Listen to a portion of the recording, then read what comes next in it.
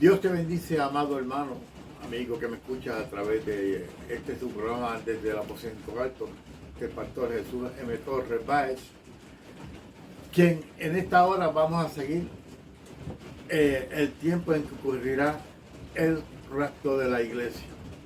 Nos quedamos en el programa pasado discutiendo la primera perspectiva, que es el arrebatamiento antes de la tribulación, y nos quedamos que son 5 perspectivas y ya discutimos la primera y voy a seguir con la primera, pero después en conclusión del programa, porque vamos a tener 30 minutos de programa para terminar de explicar estas perspectivas que vienen que se están llevando a cabo, no con referencia bíblica, sino con opiniones de llamados eruditos que tratan de poner el rapto de la iglesia dentro de la tribulación, en el medio de la tribulación o después de la tribulación, o un rapto parcial. Y eso es lo que vamos a explicar en este programa. Yo quiero que tú estés atento, porque hay que salir de estas dudas. La primera parte la pude comprobar con la palabra de Dios, que es la perspectiva que da la Biblia. Y si nosotros creemos que las Santas Escrituras son palabra de Dios, es la que yo voy a predicar de ahora en adelante, aunque siempre estoy predicando palabra de Dios.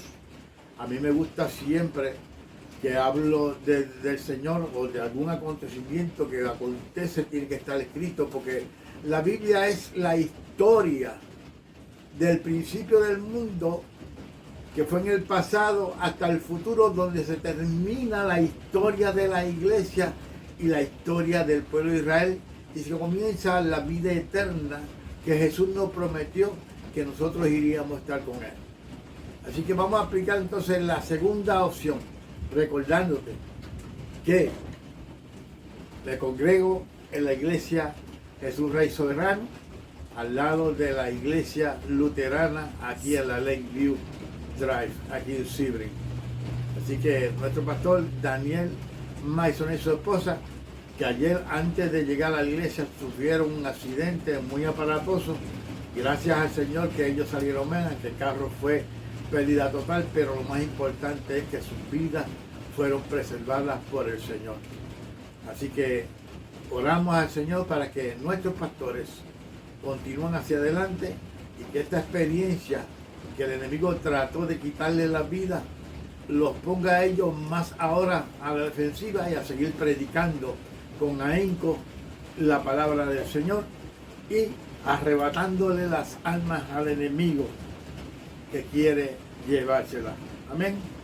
Bien, vamos al segundo enfoque que es el rapto postribulacional. Aquellos que sostienen esta perspectiva creen que el arrebatamiento ocurrirá después que llegue al mundo la tribulación.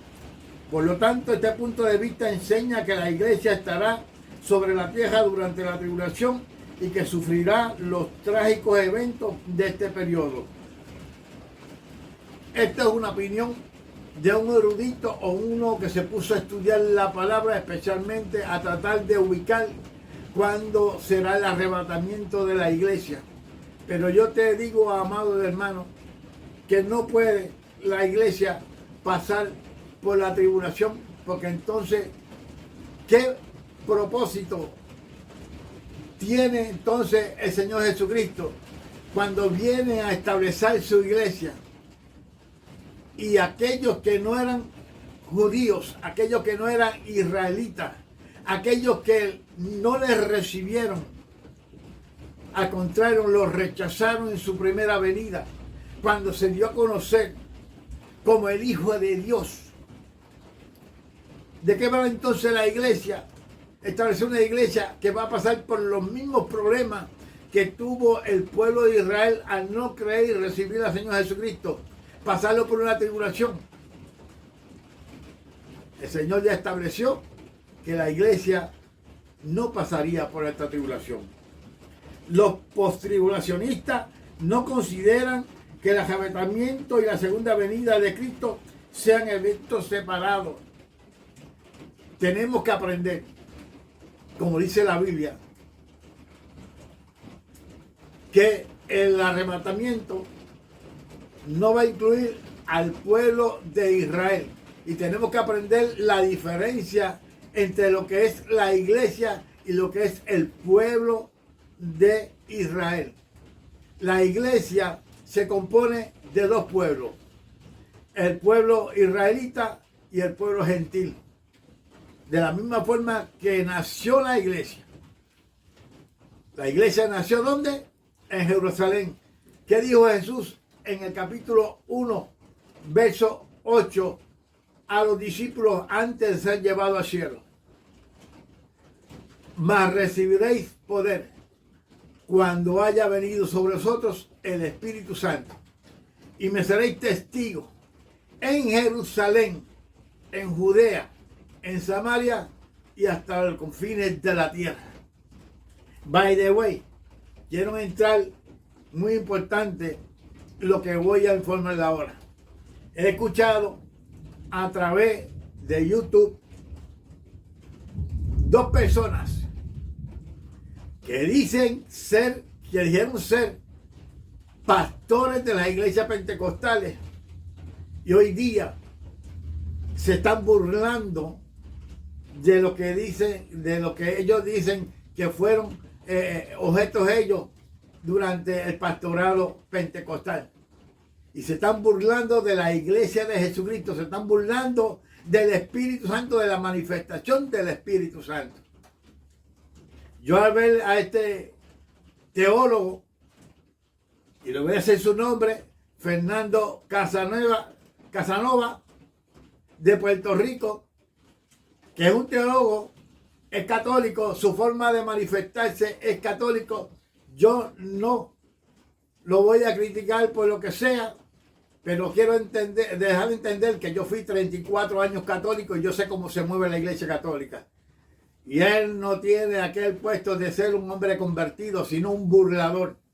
Y dice la palabra en el capítulo 3 de Segunda de Pedro, verso 3, que dice de la siguiente manera: sabiendo primero esto, que en los postreros días vendrán burladores, andando según sus propias concupiscencias, y diciendo: ¿dónde está la promesa de su advenimiento? Este sacerdote, porque es un sacerdote, un teólogo, eso nadie lo puede negar por su forma de expresión, es la de un católico. Y dice ser que estuvo con los dominicos. Y yo puedo decir quiénes son los dominicos, los padres dominicos, porque yo estuve con ellos en mi pueblo de Yauco. Amados, y este hombre se está burlando de la experiencia de Pentecostés y diciendo que la iglesia madre que se convirtió de protestante a catolicismo, diciendo que la iglesia madre la fundó Jesucristo cuando Jesucristo no vino a fundar ninguna religión. La iglesia nació en Pentecostés en Jerusalén, capítulo 2 del libro de los Hechos. Cualquiera que es pentecostal, cualquiera que es un siervo de Dios, no se manifiesta de esa forma burlándose de la iglesia de Jesucristo. La iglesia de Jesucristo no nació en Roma. La iglesia de Jesucristo nació en Jerusalén el día de Pentecostés. Y la iglesia gentil cristiana nació también en la casa de Cornelio. ¿Quién era Cornelio? Un soldado romano, un hombre que buscaba de Dios, oraba a Dios y daba limosna. Y tuvo una experiencia que le hizo pasar el Señor enviándole un ángel, diciéndole: Cornelio, tus oraciones y tu limosna han llegado a la presencia de Dios. Envía en busca de Pedro, Simón Pedro, que está viviendo hoy día en la casa de un Simón curtidor en la playa. Y Cornelio fue obediente a la voz de Dios. a la voz del ángel y envió a buscar a Pedro.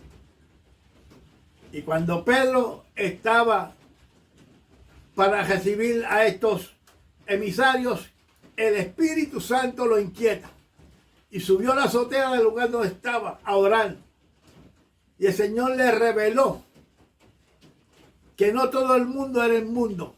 Al bajar un lienzo con toda clase de cuadrúpedos, cogido por las cuatro puntas, lo bajó 3 veces y le dijo: Pedro, mata y come. Y Pedro dice: Señor, no, porque nunca ha entrado en mi boca cosa inmunda. Y el Señor dice: a lo que yo he limpiado no le llames tú inmundo. Y eso sucedió por 3 veces. Cuando aquel lienzo vuelve a ser llevado al cielo, el Espíritu Santo le dice a Pedro: hay 3 personas que te vienen a buscar. No dudes de ir con él, porque yo los he enviado. Así que Pedro bajó de la azotea y los recibió y dijo: yo soy a quien usted busca, ¿en qué puedo servirle? Y los mando a entrar. Y ellos le contaron la experiencia que había tenido Cornelio, y le dijeron quién era Cornelio. Y él salió, los esperó esa noche y salió con ellos al otro día. Y cuando llegó Pedro en casa de Cornelio, Cornelio se arrodilló delante de Pedro. Y Pedro le dice: no, levántate, yo soy también un hombre como tú. Adora a Dios. O sea que Pedro no recibió adoración. Y Pedro le dijo: ustedes saben cuánto le es imposible a un judío entrar a morar como pueblo gentil. Ahora, aquí estoy, ¿para qué me llamaste? Y entonces Cornelio le contó la experiencia. Y cuando Cornelio termina de contar la experiencia, comienza Pedro a hablarle. A la verdad es que el Señor se la sabe toda, porque Él ha escogido un pueblo de entre los gentiles para Él. Y cuando Pedro estaba hablando del Señor Jesucristo y su sacrificio en la cruz del Calvario, el Espíritu Santo se derramó sobre aquella gente que estaba en casa de Cornelio. Y ahí fue que nació la iglesia gentil cristiana. En ese libro de los Hechos aparece el nacimiento de la iglesia, tanto judío-cristiana o judío-mesiánica, como la iglesia gentil cristiana. Esos fueron los 2 pueblos que el Señor vino a unir uno para establecer la iglesia. Y la iglesia se le llamaba en aquel tiempo los del camino. Aleluya. Ahí fue que nació la iglesia. Pero este individuo dice que la iglesia católica, apostólica y romana es la verdadera iglesia, cuando la iglesia no nació en Roma, la iglesia nació en Jerusalén. 300 años después fue que el César, el emperador Constantino, como no pudo contra la iglesia, adoptó y se convirtió a la iglesia cristiana. Entonces se adueñó de la iglesia y la llevó a Roma. Y él era el emperador, pero también era el papa de la iglesia, de aquellas que él capturó. Pero la iglesia, como quiera, bíblicamente, nació en Jerusalén. No nació en Roma tampoco. Así que usted, católico, si está viendo este programa, le digo que estudie la palabra y no se deje llevar por las mentiras que están llevando a cabo ciertos individuos que dicen que ser cristianos y no lo son. Son impostores, son burladores de la palabra de Dios. Así que seguimos con este segundo enfoque. Dice: más bien enseñan que, puesto que la Escritura advierte a la iglesia que habrá persecución y dificultades, esta no debe esperar ser eximida del periodo de la tribulación. Los postribulacionistas, ellos creían que la iglesia tenía que pasar por la tribulación. De hecho, cuando Pablo le escribió a los tesalonicenses, ellos creían que ya estaban pasando por la tribulación, porque había una persecución contra la iglesia de Jesucristo. No contra la religión, contra la iglesia de Jesucristo. Y cuando llamamos que la iglesia de Jesucristo, es que Jesucristo es la cabeza, porque Jesucristo vino a fundar la iglesia. Pero no la iglesia, no religiones. De hecho, a los cristianos, a los discípulos de Cristo se les llamó cristianos en Antioquía, allá en Israel. Tampoco fue en Roma, fue en Antioquía, en Israel. Así que la iglesia es completamente de Israel, nación Israel, tanto la iglesia judío mesiánica como la gentil cristiana. Bendito sea Dios. Y la iglesia sí. En estos momentos estamos pasando por tribulaciones, pero en estos momentos nosotros estamos preparados para recibir al Señor y nos vamos pronto con Él. Dice, esta no debe esperar ser eximida. O sea, la iglesia tiene que esperar, porque la iglesia está exenta de pasar por la tribulación, conforme ya lo hemos explicado en el programa anterior. Por regla general, esta perspectiva niega el inminente regreso de Cristo y no hace una clara distinción entre la iglesia y la nación de Israel. Aquí es bien importante hacer una distinción entre quién es la iglesia y quién es el pueblo de Israel. Y si yo te digo que la iglesia no puede pasar por la tribulación porque no es escritural. Así que esta segunda punto de vista del arrebatamiento tribulacional no lo predico porque no es escritural, no lo dice la Biblia. Un tercer punto de vista es el arrebatamiento a mitad de la tribulación, es decir, 3 años y medio después que comience. O sea que después, se supone que después se supone, no, es verídico que después que la iglesia sea arrebatada al cielo, comience la semana septuaginta, semana número 70, que estableció el Señor en el libro de Daniel. Ok, este argumento sostiene que la iglesia está exenta de la ira de Dios, pero que esa ira se manifestará únicamente durante la segunda mitad de la tribulación. Durante la segunda mitad de la tribulación, lo que viene son los 7 juicios de la copa, donde se va a derramar la copa, los últimos 7 juicios de parte de Dios. Por eso le llama la gran tribulación, porque ahí comienza verdaderamente el dolor más grande que va a pasar Israel y todos aquellos que se queden durante ese periodo. La iglesia, según Apocalipsis capítulo 3, el Señor le promete que Él la libraría de la ira que viene, que está preparada, que vendrá sobre la faz de la tierra. Y Él dice, yo te libraré. Aunque has tenido poca fuerza, no has negado mi nombre. Por tanto, yo te libraré de la hora de la prueba que ha de venir sobre la faz de la tierra. Y la primera mitad de los 3 años y medio, de los 7 años, se van a derramar los juicios de los 7 sellos y las 7 trompetas. Y la iglesia no va a estar ahí. No hay escritura que venga a comprobar que este tercer punto de vista, que la iglesia estará será arrebatada a la mitad de la tribulación, no hay un escrito ni un versículo bíblico que diga y atestigue que la iglesia va a pasar hasta la mitad de la tribulación. Una cuarta interpretación es la llamada el arrebatamiento parcial. Este punto de vista afirma que el arrebatamiento de la iglesia ocurrirá antes de la tribulación. Los que apoyan este arrebatamiento parcial no creen que todos los cristianos serán llevados de este mundo por el Señor Jesús en el momento del arrebatamiento, sino que el Señor solo se llevará a los cristianos justos y fieles. Según esta perspectiva, los creyentes carnales serán dejados en la tierra para sufrir la experiencia de la tribulación. El Señor vino a darnos vida y vida en abundancia. El Señor dijo que aquel que le confesara delante de los hombres, Él lo confesaría delante de los ángeles y delante del Padre.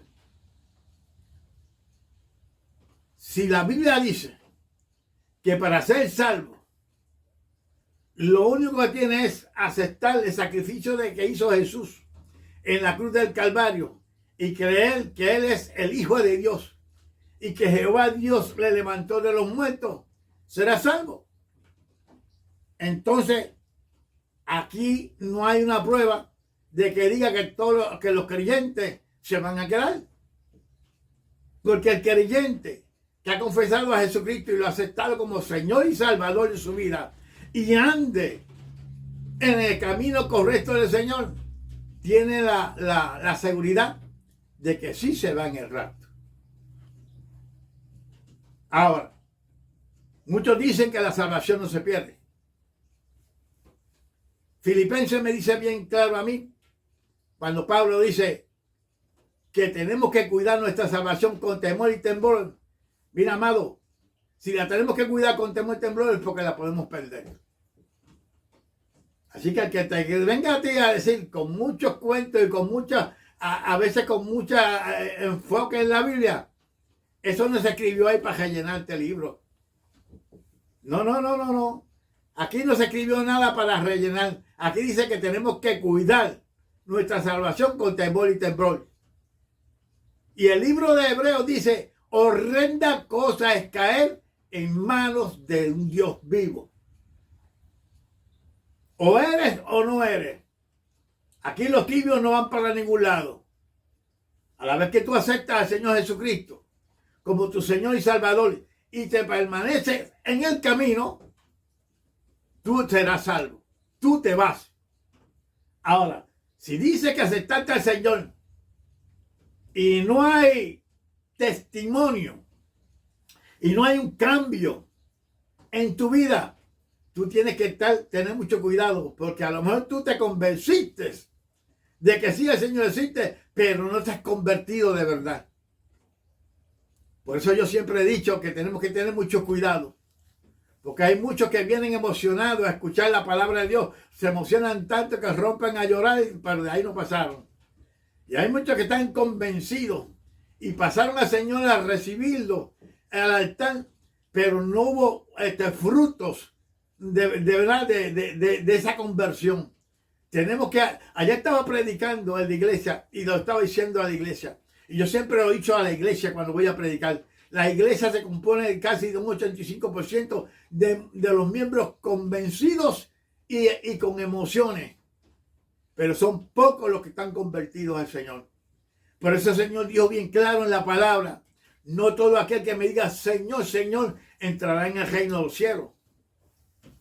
Porque para entrar en el reino del cielo tenemos que caminar en santidad.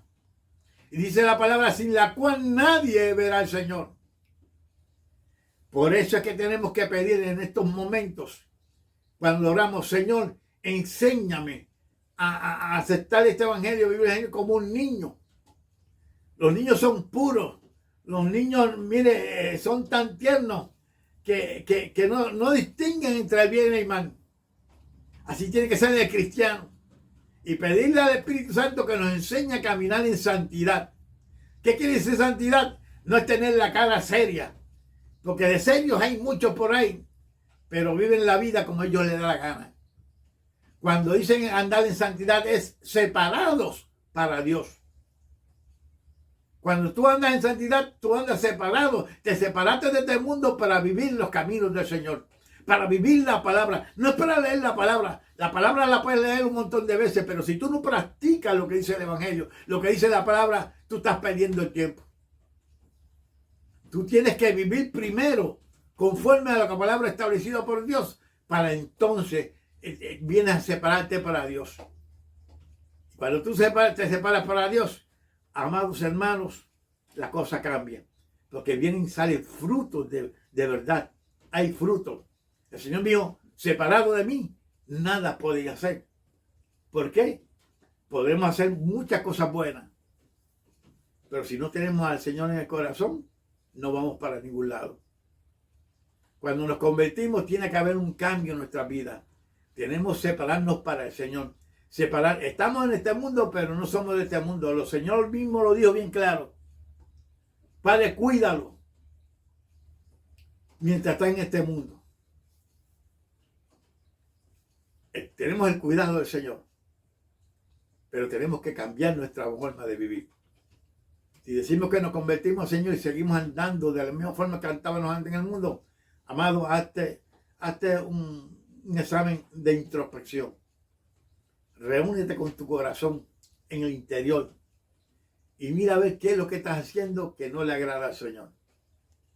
Porque si verdaderamente dice que te convertiste al Señor, tienes que vivir conforme a lo que está establecido en la Biblia. Tenemos que andar en santidad y pedirle al Señor que nos prepare para el encuentro con Él en cualquier momento. Bendito sea el Señor. Así que el arrebatamiento parcial es una cosa que yo no predico. Si tú te convertiste al Señor, tú tienes que servir al Señor. Tiene que haber un cambio de vida. Tienen que salir frutos de parte de ti. Aleluya. Para que entonces las obras que tú hagas sean tenidas a cuenta. Las obras que tú hiciste hacia atrás no cuentan. Pero cuando te conviertas al Señor de verdaderamente, has tenido un encuentro con el Señor, tu vida cambia. Entonces las obras que tú hagas ahora sí van a contar. Y por eso vamos a comparecer nosotros al tribunal de Cristo, al bema de Cristo, al bema de Cristo, como lo vamos a explicar en un programa más tarde, sobre lo que es el tribunal, el juicio de nuestro Señor Jesucristo, que es para premiación, no es para condenación. El juicio del bema de Cristo, del tribunal de Cristo, amado, es para premiación. Y dice el quinto punto de vista, se le conoce como arrebatamiento previo a la ira. Esta perspectiva va más reciente, sostiene que la iglesia está eximida de la ira de Dios, pero limita el tiempo de la ira a un breve lapso cerca del fin del periodo de la tribulación.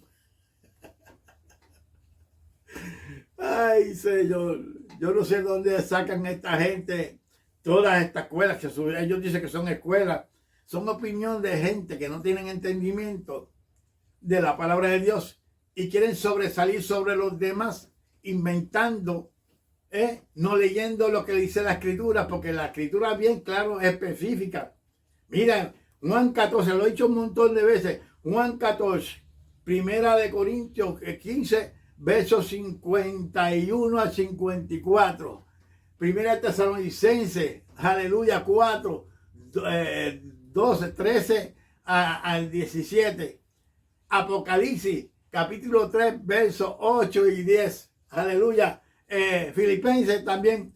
Tito lo dice también. Aleluya. Hay pruebas, amados, amigos, hermanos. Hay pruebas que la iglesia no pasa por la tribulación. Despreocúpate de eso.